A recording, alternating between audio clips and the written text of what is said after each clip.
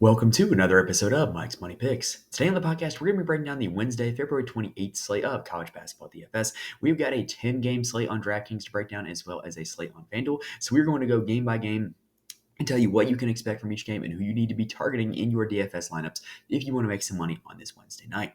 Now, this is a very interesting slate, in my opinion. There are a lot of varied game environments, a lot of unpredictable game environments, and a lot of very interesting pricing decisions by DraftKings. And so we're going to break it all down and tell you how you can kind of take advantage of those different situations when you're building your lineups here on Wednesday night. Spoiler alert, I don't think it's going to be very hard to build a lineup that you feel confident about here on this Wednesday night slate. Now, as for the schedule for the rest of the week, I mentioned this at the start of the week, but I'm going to be going out of town starting on Friday, going all the way through Sunday. So we'll probably not have a Saturday or a Sunday episode. And I've got a lot going on tomorrow as well, so I will likely not have an episode for the Thursday slate. So what that means is if you want my thoughts on any of these slates that I don't have an episode for, join the Fantasy Corner Discord. The link is in the description on YouTube as well as on the audio feed. We've got what I believe is the best Discord in college basketball DFS. We've got a lot of smart people, a lot of great minds, and a lot of great entertainers as well that just talk up college basketball all day long with different lineups, thoughts, plays, strategies, and it's just a great place to be if you want to get better at college basketball DFS, if you want somebody to bounce ideas off of, or if you just want somebody to talk it out with and sweat it out together. It's just an absolute blast to be a part of. I think very highly of a lot of the people in it, and I wouldn't be advertising it for more people to join if I didn't think it was productive. So that's that on the slates that I won't be covering here the rest of the week. Now, make sure you hit that subscribe button. That way you can be notified when our new episodes do drop, because I do plan on recording Thursday night for the Friday slate, and then when I get back in town on Sunday, recording for the big Monday slate. So if you're subscribed, you'll be notified when those episodes drop. All right, so without further ado, let's go ahead and end the intro there because we got a lot to break down. We got 10 games to get to, y'all. So let's go ahead and dive into game number one, a showdown in the SEC.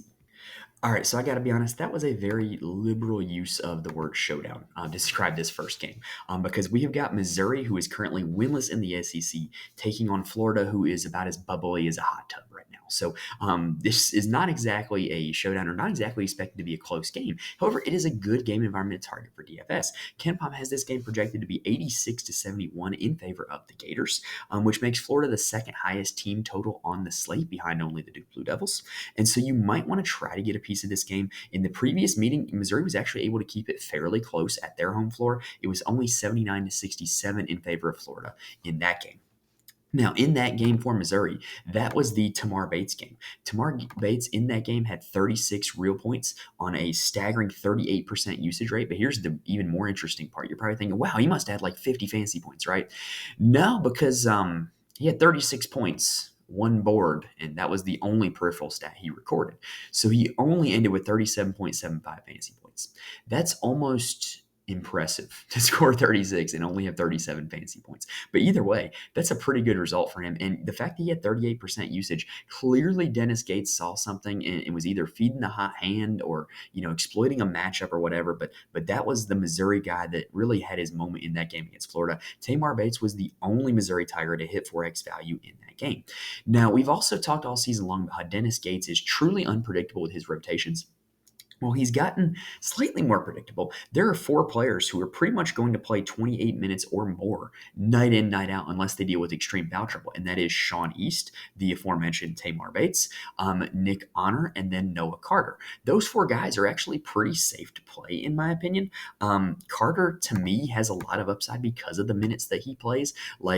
He's been limited in games where he doesn't play a lot of minutes, but when he does get the minutes, he does get a lot of fantasy points. You look at the Vanderbilt game where he played 31 minutes and put up 35 fantasy points. You look at the Tennessee game where he played 28 minutes, put up 31 fantasy points. Last game out against Arkansas, 35 minutes, only 21 fantasy points, but he took 14 shots. So I actually do think that Noah Carter has a little bit of upside if he can stay on the floor. Sean East is their usage leader over the course of the entire season. So if you're looking to game stack this game up, he also has a pretty high assist rate. So he would not be a bad choice. He's had 35 fantasy points or more in 3 straight games. So I think there are genuine options on this Missouri side with those top four guys. I haven't mentioned Nick Honor yet, but he's kind of like a cardio guy. Like he's going to be out there on the court a lot. He's taken double-digit shots actually in 5 straight games. He doesn't do a whole lot else outside of score, but hey, you've got a pretty good game environment with a guy that's going to be out there for 30 minutes. That's not a bad choice. Now, in terms of punts, I do think that there are a few punt options on this Missouri team. Aiden Shaw and Jesus Carolero Martin are two guys that when they do play at a high usage rate. They just haven't seen enough minutes lately to come through with a whole lot of fantasy points. So if you were to get some Noah Carter foul trouble, or if Dennis Gates were to, out of nowhere, try to play this big lineup, then, Shaw or Carolero or Martin would be two guys that could be beneficiaries of that. Now, on the Florida side, they're a tough team to target in DFS. They really are. In that first game against Missouri, it's a perfect case study of this. All five starters scored in double figures in that game. In fact, all five starters had 12 points or more. But Micah Hanlockton was the only one out of that Florida starting five who went for 5x value or more against Missouri. He played 30 minutes and had 32 fantasy points in that game. Now, he did get in foul trouble in the last game that they played. He only played 14 minutes against Vanderbilt, and so that led to Alex Condon playing a lot of minutes. He played 26 minutes and ended with 21 fantasy points. So, it's very reasonable to expect that either Hanlockton or Condon would be able to have a big game at the center position for Florida, because Missouri is terrible at rebounding, and Hanlockton had the big game against them last time. But like I said, anybody in this Florida starting five can go off, as evidenced by that last game. Walter Clayton Jr. is seeing more and more shots and more usage as the season goes on. And look, if he's going to take 18 or 24 shots, then you got to really like him going up against Missouri.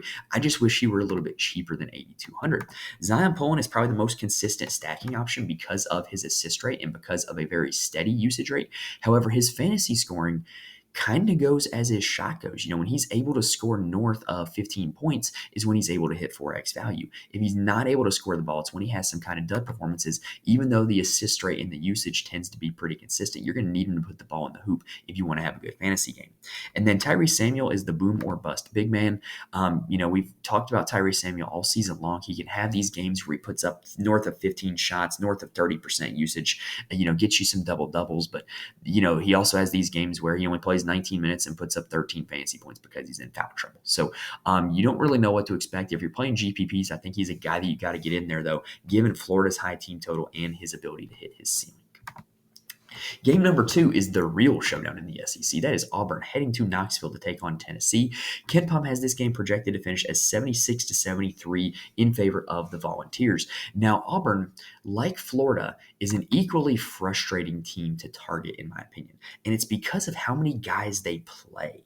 Auburn ranks 3rd in the nation in bench minutes. So if you think, like, watching it, hey, why don't Janai Broome play more? Why doesn't Chad Baker-Mazara play more? It's because they literally don't play that much. Like, they play their bench the 3rd highest rate in the nation. That is insane. Now, what's interesting about this game, too, is not only with Auburn do you have to figure out who to target, but both of these defenses are pretty solid. Both these teams rank in the top 10 in defensive efficiency. However, both of them do play at a pretty fast tempo. So even though there's probably going to be a lot of defensive stops in this game, there's probably going to be a ton of possessions, which does open the window for a lot of rebounds, lots of steals, lots of blocks. Even if the scoring doesn't necessarily get in the 80s, this can still be a fairly solid game environment to target if both these teams do play at their tempo. Now, what's worth noting for Auburn is that the first game without Jalen Williams in the lineup was against Georgia. He is listed as questionable for this game against Tennessee. I don't think that he plays, just personally. And so if you're going off of that, then you can look at the last box score to see what they did. Janai Broome had a really solid game. He had 16 and 13 on 7 for 10 from the field, only needed 26 minutes to put up 40 fantasy points. So Janai Broome, really solid option with or without Jalen Williams in the lineup for that matter. But what they did was Chaney Johnson got the start, played a season high in minutes with 27, season high in fantasy points with 25. Really big fan of Chaney Johnson at a salary of only $4,700 if Jalen Williams is in fact out, which, like I said, I anticipate that'll be the case. But Chad Baker-Mazara was the biggest beneficiary, played 27 minutes, which is not outside the realm of possibilities for him, but he saw an incredibly high usage rate, took 12 shots, which he has not done in any other game this season, and put up 44 fantasy points against the Bulldogs. Now, Georgia was a much better matchup than Tennessee was, but still, that usage in that minutes for Baker-Mazara is going to be something that we can absolutely target at $7,000. Now, the guard position for Auburn is an absolute mess. KD Johnson generally plays with the highest usage rate, but Donaldson and Denver Jones generally play the most minutes. But the last game saw a little bit of a shift. Aiden Holloway played 28 minutes, put up 22 fantasy points. He got the start in last game, which he doesn't always do either. So, story on Aiden Holloway. So, at the very start of the season, like opening night of the season, if I remember correctly, I was sick. I like vividly remember watching this game in my guest bedroom because I didn't want to get my newly born daughter sick. And he was fantastic against Baylor. Put up 34 fantasy points, looked like an NBA pro. And I'm like, this guy is good. This is going to be one of my guys for DFS this year. And it just hasn't panned out that way. He's been super inconsistent with his minutes, with his shots, with whether or not he makes the shots, but he showed that upside again against Georgia, playing 28 minutes and putting up 22 fantasy points. So if it's going to be a thing where he continues to get 25 minutes or more, I'm willing to bet on the talent of Aiden Holloway just because I did watch it way back in November. And so he's a guy that I'm probably going to be getting to just a little bit, especially in GPPs because he does have upside.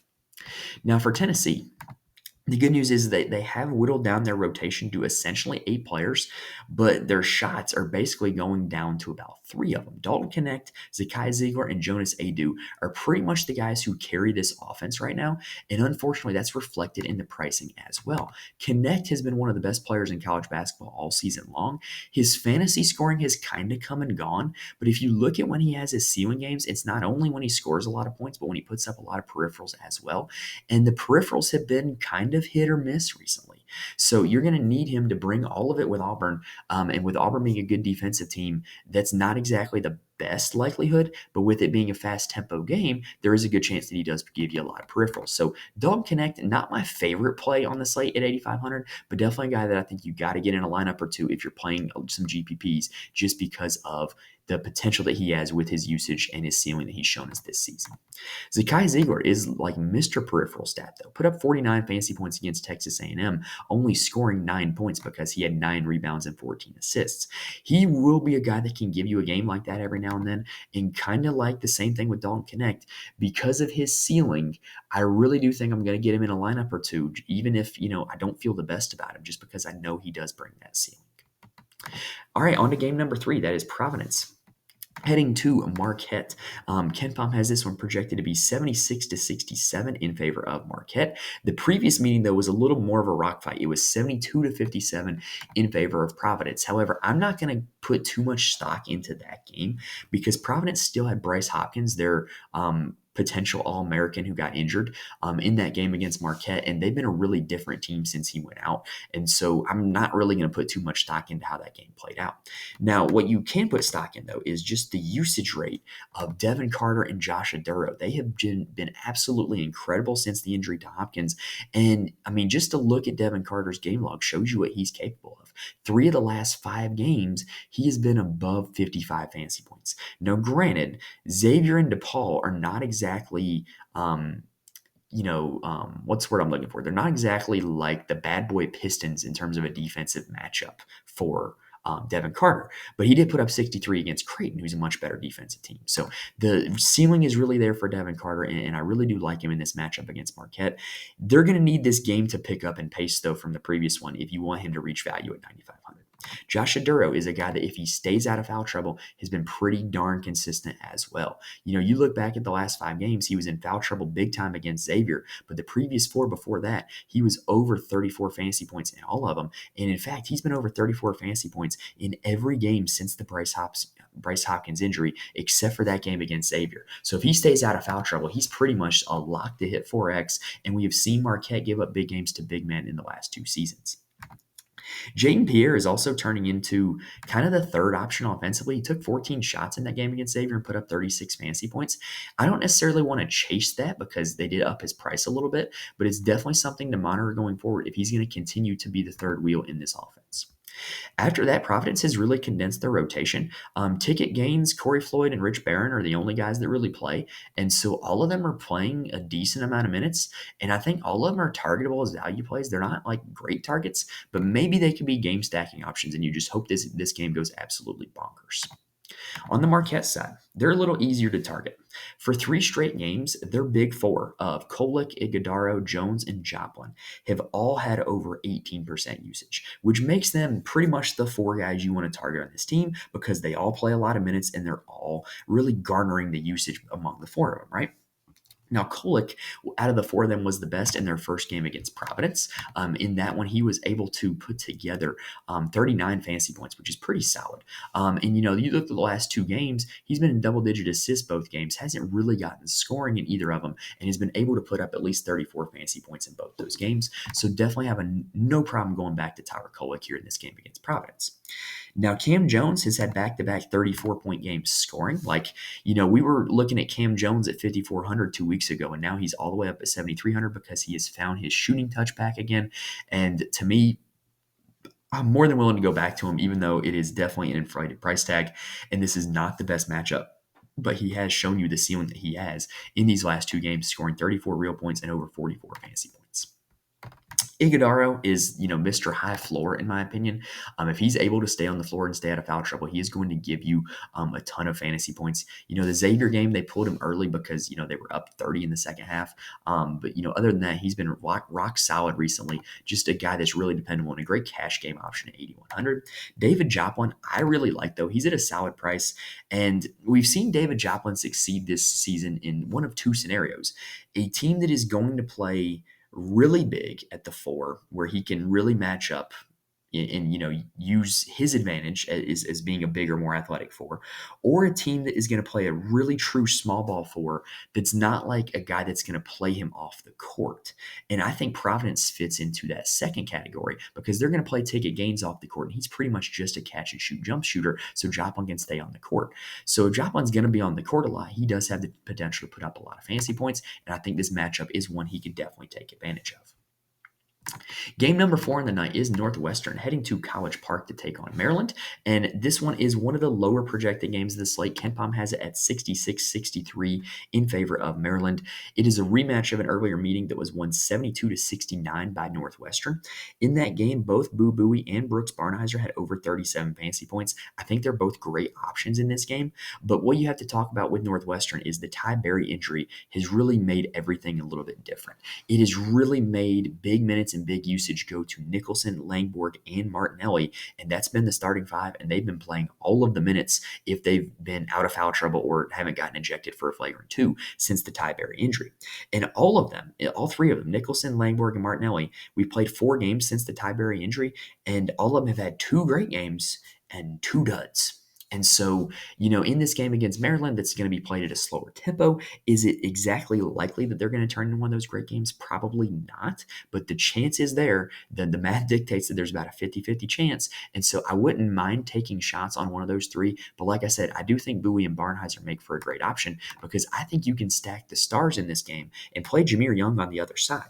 Jameer Young in the first game against Northwestern put up 52 fantasy points, which is one of his highs on the season, and he had a massive 43% usage rate in that game, was 12 for 19 from the field and 11 for 11 from the line. Just a great performance from Jameer Young. He has not been there in his fantasy production lately. Last 2 games, he's been 32 fantasy points or less, but the usage has still been there. The ball has been in his hands just a ton. It just hasn't been great at game environments, or it hasn't been, the great matchups that he's gone up against. And I think this one against Northwestern is clearly a matchup he's more comfortable with.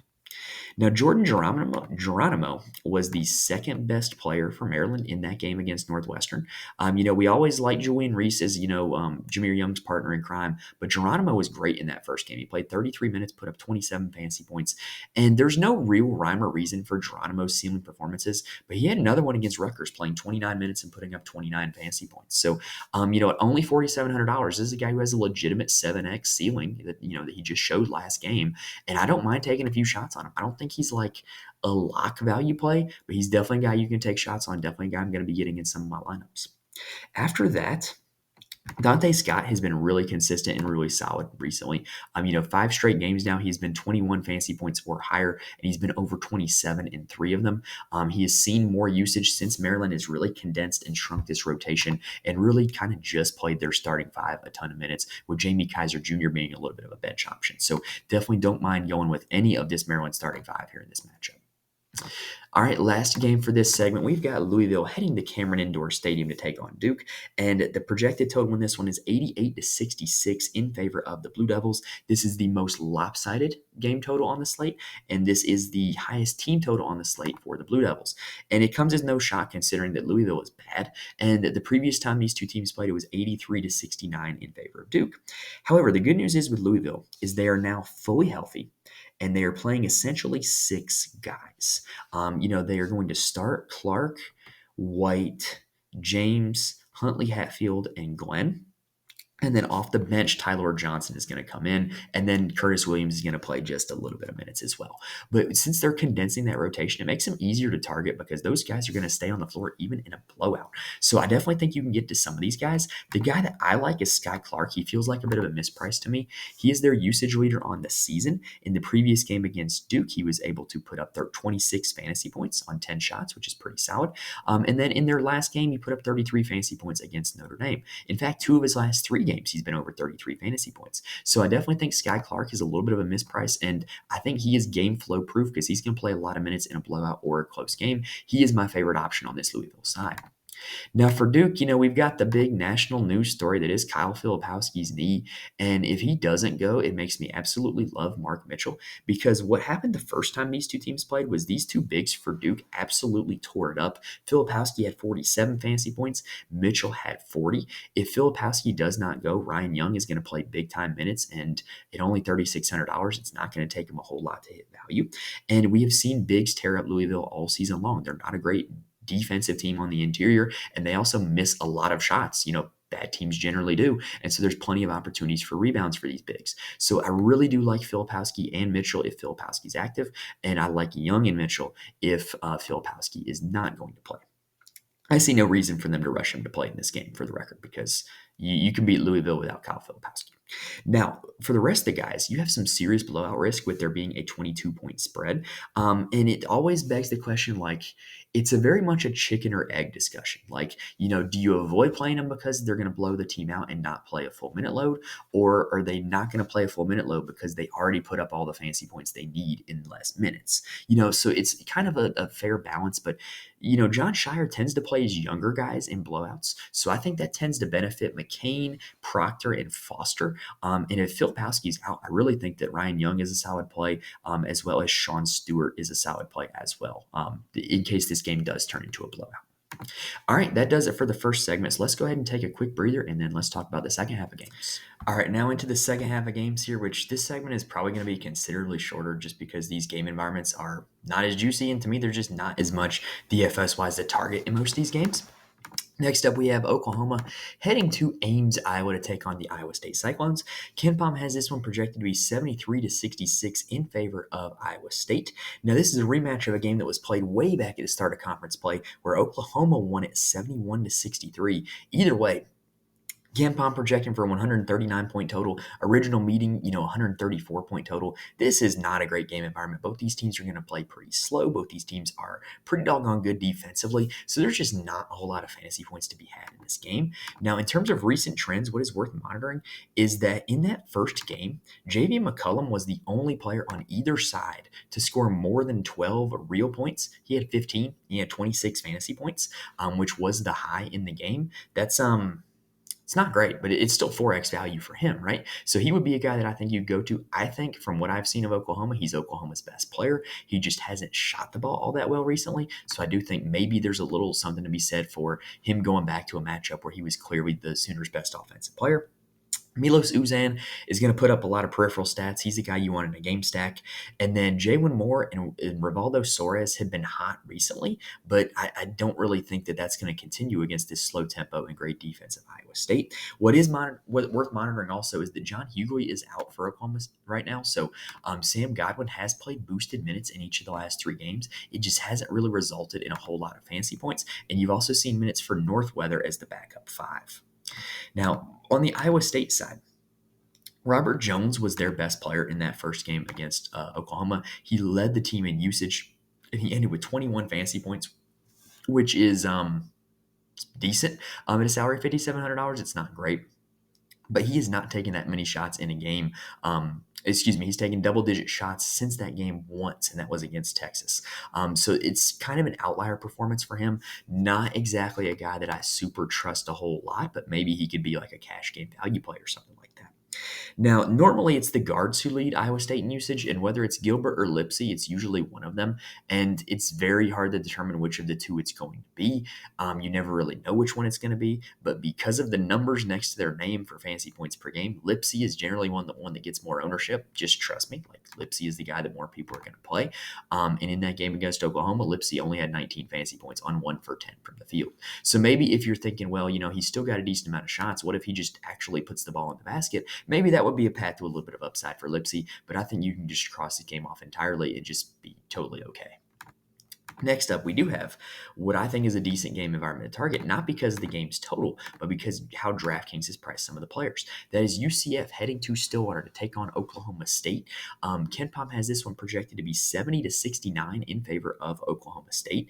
UCF is a deceptively good defensive team. They rank 13th in the nation in defensive efficiency, so they're a tougher target than you would think, but they play at a decent tempo, and they're getting easier to target. And what I mean when I say that is Darius Johnson has become their guy. He has led them in usage in 7 straight games, and he has been over 27% usage in all 7 of those games. Over 26% usage in all 7 of those games.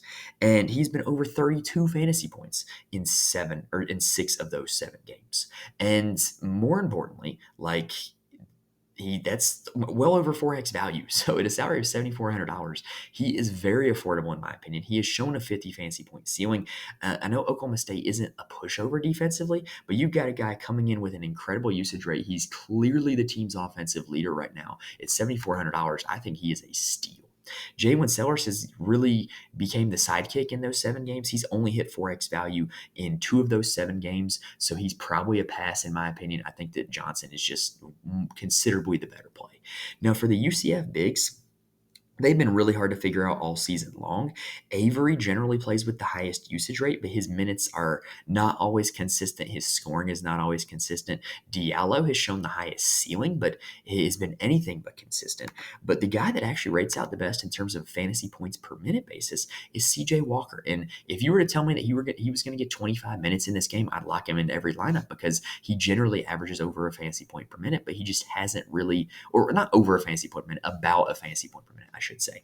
He just hasn't really played a ton of minutes recently. And so maybe at only $4,900, if he gives you 25 minutes, that would be a really easy pathway to some solid fantasy points. Now, on the Oklahoma State side, they have had a major injury that affected their rotation with Bryce Thompson being out for the season. Since he has been injured, they've really condensed their guard rotation. Basically, 4 guards, Javon Small, Quyon Williams, John Michael Wright, and Jamiron Keller have all played at least 35 minutes in the last 2 games. Like, those are the guys playing on the perimeter for this team. You can target any of them for that reason. And in those since Bryce Thompson's injury, they played 5 games, and Javon Small has had at least a 26% usage rate in all 5 of those games. Now, it hasn't always translated to fantasy scoring, but if you're telling me that he's going to get a 26% usage rate at $7,200, I got to have a little bit of interest, just like I had interest in Darius Johnson, right? Now, Quyon Williams has been the better fantasy player since then, though. He has been over 27 fantasy points in 4 of the 5 games since Bryce Williams' injury, and the one that wasn't was against Houston.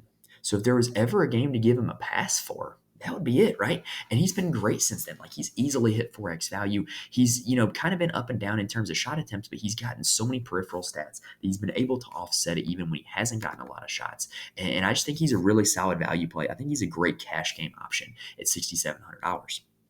Like I said earlier, Keller and Wright are options because they're going to be out there all the time. The problem with Keller is I think he's priced for his ceiling, of which he has had a few ceiling games since Bryce Thompson got hurt, but that ceiling is not going to be easy to get to against a team in UCF that is deceptively 13th in defensive efficiency in the nation. And then their 2 bigs that play a lot are Garrison and Daly. One of them tends to pop off. Which one of them it is, I couldn't tell you. I genuinely don't know which one of the 2 it's going to be on any given night, but one of them tends to have a pretty good night. And so in the last game, it was Daly, but prior to that, it had been Garrison. So it's definitely worth taking a look at when you're building your lineups, especially if you're doing like a 20 max to get a piece of one of those 2 big men. Next up, we have Cal taking on Colorado. And y'all, if you like what you're seeing here in this episode, make sure if you're watching on YouTube, go ahead and hit the like button for me. And if you're listening on audio, go ahead and rate and review. I promise those help me out a ton. I really do appreciate it. And it helps the videos on YouTube get noticed, helps the podcast show up in searches. If you go on Spotify and search college basketball DFS, I'm the first podcast that shows up. And the reason why is because you guys have given me ratings and reviews on there. So I really do appreciate it. Please keep that up. Please help me out by hitting the like button and rating and reviewing. All right, so now let's go ahead and get into this battle in the Pac-12. So this game's projected to be 82-71 in favor of Colorado, according to KenPom. That's 153-point total, which is pretty solid. Now, Cal is, even if they're only going to score 71 points, it's going to be super concentrated because they're pretty much just playing five guys in Cone, Celestine, Kennedy, Tyson, and Amac. And Newell is going to play a little bit to spell all five of them. And if anybody were to get in foul trouble, Newell would see extended run of minutes. But what's even better is the usage isn't just concentrated among the starting five. The usage is concentrated among two guys, and that is Jalen Tyson and Fergal's Amac. And the fantasy production for them has been up and down, but the usage has been steady, consistent. They've been getting a ton of shot attempts recently, and so I think they've got to be considered for your lineups. They're not my favorite plays in the 8K range, but if you're looking to game stack, or if you're just looking for hey, who's a guy that I can put in here who's guaranteed to take 15 shots, it would be Tyson and Amac. And if you're looking to game stack, you can get it with any of the other guys that play a ton of minutes but don't see a ton of usage. Now on the Colorado side, they have been hit with the injury bug so many times this season. I've lost count how many guys have been hurt for this team.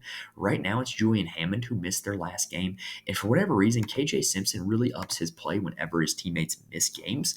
I think it's because he excels so much at peripheral stats, averaging over 5 boards and 4 assists per game, that when his teammates miss, it's much easier for him to get those peripheral stats.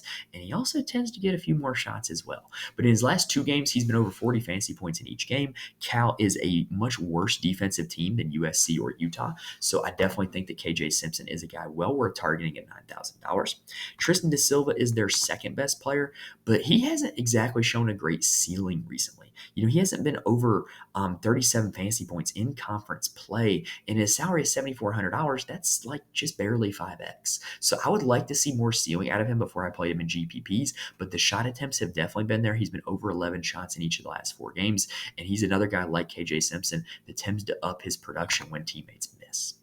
Now, Javon Hadley, I think, has the best profile out of anybody else, though, especially with, Julian Hammond being a guy that's missing a few games, because Hadley really has upped his usage recently. He generally doesn't play with a high usage rate. It's about 16% on the season, but in each of the last 3 games, it's been over 17%, over 8 shots in all 3 of those games, and he's flirted with a double-double in each of the last 2. So he's definitely a guy I think you can get to at 6,800. Personally, apples to apples, I'd rather play Quion Williams at 67 than Javon Hadley at 68, but this game makes a lot more sense to stack, and I definitely think you can get there and play Javon Hadley.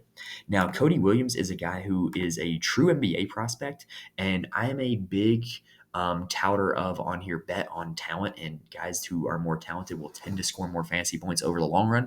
And so Cody Williams is a guy that if you're betting on talent, you've got talent in a good matchup against Cal, and I definitely would have no problem going to him. Next up, we have one of the worst game environments of the slate, South Carolina taking on Texas A&M. KenPom has this one projected to be 68-66. A big reason for the low total is because South Carolina ranks 355th in tempo, and only one of their last 9 games has reached 140 total points, and that was when they played Auburn, and Auburn dropped 100 on them. So, it's really easy to get to 140 if one team is scoring 100, but that is not the norm. Nobody is pretty much scoring over 70 against South Carolina.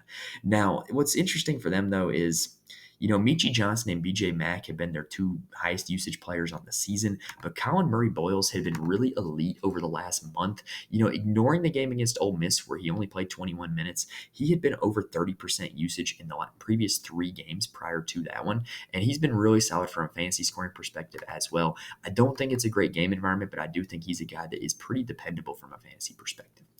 It's also worth noting Miles Stute missed their last game, and Zachary Davis reaped the rewards in terms of minutes and shots. He played 31 minutes, put up 9 shots, put up 25 fantasy points. If we get news that Miles Stute is missing again, Zachary Davis becomes one of the premier value plays on the entire slate.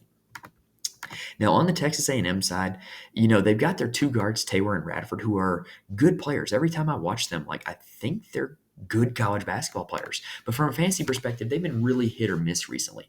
Taylor has not been over 29 fantasy points in 4 straight games, but the shots and the usage have still been there. He's taken at least 12 shots in every conference game for this Texas A&M team. And in the last few games, he just hasn't hit a whole lot of them. And so maybe if he's able to hit a few this game against South Carolina, that could lead to a much better fantasy performance. And I'm willing to go back to him, even though the total is so low, just because I know he's going to get those amount of shots, and no matter what the game environment looks like. Same goes for Tyrese Radford, right? He's taken 16 shots in 3 straight games, but he hasn't put up more than 30 fantasy points in any of them. I'm willing to go back to those two guys. I'm probably only playing one of them because the total's so low, but I'm willing to go back to them because I know they're going to take double-digit shots. Now for the Texas A&M big men, they've been playing a rotation of Garcia, Washington, and Coleman. And I think Coleman is the guy you want. That's just me. That's my personal opinion. He was the best of them last year for the Aggies. He started down the stretch for them last year. He's now coming off the bench, but he's playing over half the game.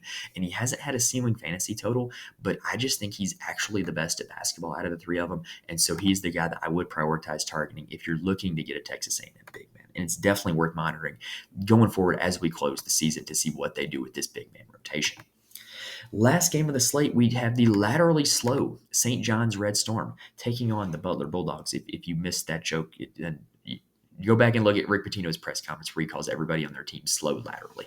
Anyway, this game is projected to be 77-76 in favor of Butler. This is a rematch of a previous game where St. John's won 86-70. And y'all, I got to be honest, this is like an NCAA tournament game before the NCAA tournament. The loser of this game is going to be off of the bubble, and the winner of this game keeps their NCAA tournament hopes alive. There is going to be some desperation and some sense of urgency in this game, and I think it's going to be a really fun one to watch. Now, in that first meeting for St. John's, Dennis Jenkins was really solid. He had 17, 5, and 7 and ended with a total of 39 fantasy points. That's really, really good. We've talked about every time they're on the slate how he's been the most dependable, most consistent offensive player for them all season long. And if you're targeting anybody on St. John's, he is the safest. He is the one with the highest upside. He is a guy you can feel confident targeting. Joel Soriano did have a double-double in that original game against Butler. I don't think Butler has anybody down low who wants to go in and bang with Joel Soriano. Joel Soriano is a big old boy, and Butler's bigs are kind of on the slender side. They are big, but they're not exactly, like wide bodies like Soriano is. So Soriano had 31 fantasy points in that game at a salary of 7,200. We would take that. He's also been over 32 fantasy points in each of his last 3. We're starting to see the old Joel Soriano show back up at the right time for St. John's. After those two guys, St. John's rotation is honestly kind of a mess. We got the weird Glenn Taylor Jr. start and ceiling game against Creighton where he played 32 minutes, which is more than he'd played in the last 5 games combined, and put up 29 fantasy points. Out of nowhere. That's just what happens with this St. John's team. If you want to chase it, go for it. I'm probably not going to do it. The one guy that I would be willing to chase is Jordan Dingle. He has taken 13 shots in back-to-back games. He's hit 8 of them in back-to-back games, put up 35 and 20 fantasy points in both those games.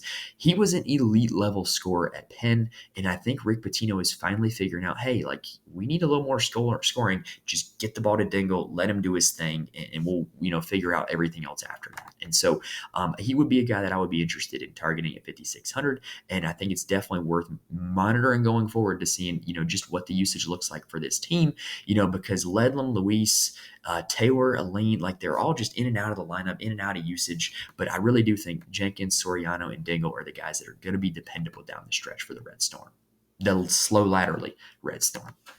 Now for Butler, in that first game, DJ Davis got really hot from behind the arc. He went 5 for 10 from 3 and was able to put up a total of 32 fantasy points. That's not uncommon for DJ Davis, but he's very shot dependent. And so if you think he's going to be able to shoot that well against St. John's again, then roll him out. If you don't, keep him on your bench. Now, after that, Posh Alexander is the guy that I've been saying all season long is the guy you want for Butler. He puts up a ton of peripheral stats. He is great in game environments that get up and down because of how much peripheral stats he puts up, and he generally has a decent usage and shot rate as well. In the first game against St. John's, he put up 26 fantasy points, and he is the guy that I would want to target for this Butler team outside of DJ Davis. All right, that does it for all 5 of the later games, and that does it for our episode here for Wednesday, February 28th. Remember, if you want more information from me, you can get that in a few places. First, you can follow me on Twitter, aka X, at Mike's Money Picks. I tweet out any updates for the show, and I'm more than happy to answer any start-sit questions you might have for me on Twitter. I'm also in the Fantasy Corner Discord. I mentioned this at the top of the episode, but if you're looking for people to talk college basketball DFS with, there's no better place for it. If you're looking for me on a slate that I don't have a video or podcast for, there's no better place to get advice or help from me than joining that Discord, and I cannot recommend it enough. Also, I do write a full article to my Patreon for every college basketball slate where I profile my core plays, as well as my lineup strategy and attack strategy for each slate. I can't sit here and guarantee that I'm just going to be handing out GPP winners time after time again. It's not that easy, but I promise that I can give you guys solid information that not a lot of people do for college basketball that will help you build your own process and help you build your lineups and help you get better at college basketball DFS moving forward. All right, and so that does it for this episode, guys. Reminder, I probably won't be here for the Thursday slate, but if you're subscribed to the channel or subscribed to the audio feed, you will know when new episodes drop. I'm looking to be back for the Friday slate, and then probably picking it back up at the start of next week as well. So that does it for this episode, guys. If you like what you saw, remember, please hit the like button. Please hit the subscribe button on audio. Please subscribe also and rate and review. It helps me out a ton, and I appreciate it so much. You guys are the best. We're closing in on 500 subscribers, and I want to get to that 500 mark before the NCAA tournament starts. So if you haven't already, please go ahead and hit that subscribe button for me. It's free. It shows me a lot of support, and I do appreciate it. All right, so that does it for this episode, guys. Hopefully, I was able to give you guys plenty of information that you need to build some winning lineups for the Wednesday slate. Best of luck to you on the Wednesday college basketball DFS slate. Thank you guys for watching and listening at this point, and I will see you next time.